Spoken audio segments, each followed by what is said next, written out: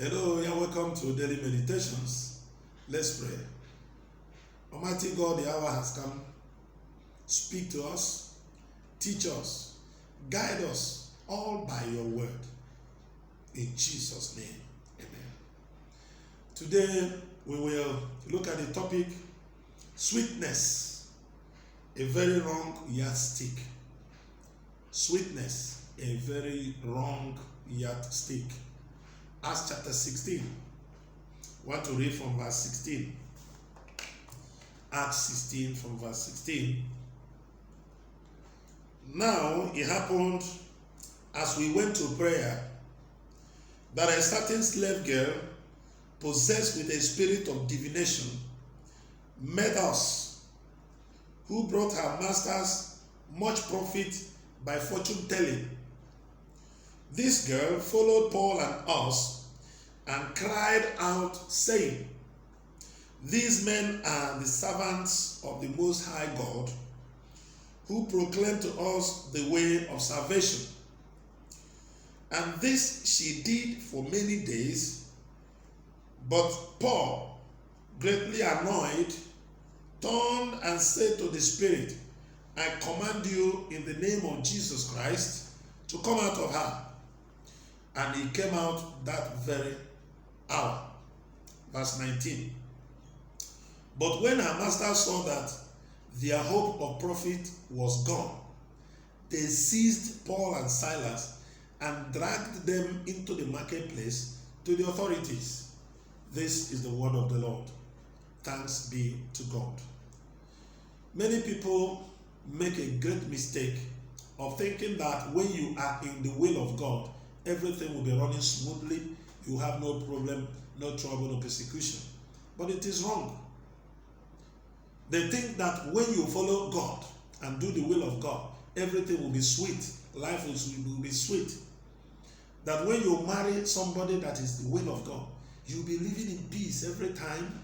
He will love you. There will be no problem. It is a wrong perception. Sweetness is a wrong yardstick in measuring God's will. We have seen it here. Apostle Paul and Silas, they were in God's perfect will. The Bible said they were going to prayer. Is it a wrong thing to pray? To go to prayer? No. Then they met a young lady possessed by evil spirit, and they cast that evil spirit out. Remember, Jesus said that those that believe in him, in the name of Jesus, they shall cast out demons. So it was the proper thing. Paul did the right thing in casting out that evil spirit, but he landed them in trouble. They were beaten, they were thrown into prison, they were tortured, and yet they were in God's will. But Paul and Silas, if you read down, you understand that they knew that many a time the perfect will of God is not sweet. That was the reason why they were in that prison praying and singing unto God. And something unimaginable happened. Earthquake took place, and eventually the purpose of God was fulfilled in saving the souls of those people in prison. Even the prison guards took them home, washed their wounds, gathered, they had the gospel, and were also saved. So the will of God is not always sweet. So if things are difficult, if you have difficulty in your ministry, in your marriage, in your business, that you are convinced that it is the will of God, don't begin to blame God or murmur or complain. Rather, commit everything to God in prayer. It may be that God is using that to test your faith in order to take you to another level. It may be that God intends that persecution you are passing through will be used as an avenue to save many more souls into the kingdom.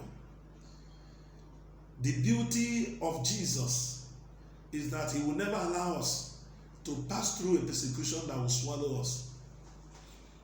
And the Bible says that God will not allow a temptation that is greater than us to come. But temptation will be coming. Jesus said, In the world, you will have tribulation, but be of good cheer. I have overcome the world. If you are in God's will and trouble comes, don't run away, don't complain, don't blame God, don't blaspheme God, don't point fingers at people. Commit your heart to Him. Pray to Him. Sing and worship Him, because your victory will definitely come. Our God has not changed. He doesn't intend to change. If you deliver Paul and Silas and give them victory, He will also deliver you and give you victory. If you give them testimony, He will also give you testimony. Because I'm sure, without a test, there is no testimony. Without fighting battles, you can't be a general in the army of God. I pray for you that you will not give up. Your faith will not fail. In the name of Jesus Christ. Amen. Let us pray. Eternal Father, I thank you for speaking to us. Help us to understand your purpose in every pain that comes our way, in every challenge that comes our way, in every persecution that comes our way, so that by your wisdom and direction, we'll be able to handle it according to your perfect will, so that the victory you intend will come our way. In Jesus' mighty name I prayed. Amen. Thank you so very much. Remain blessed.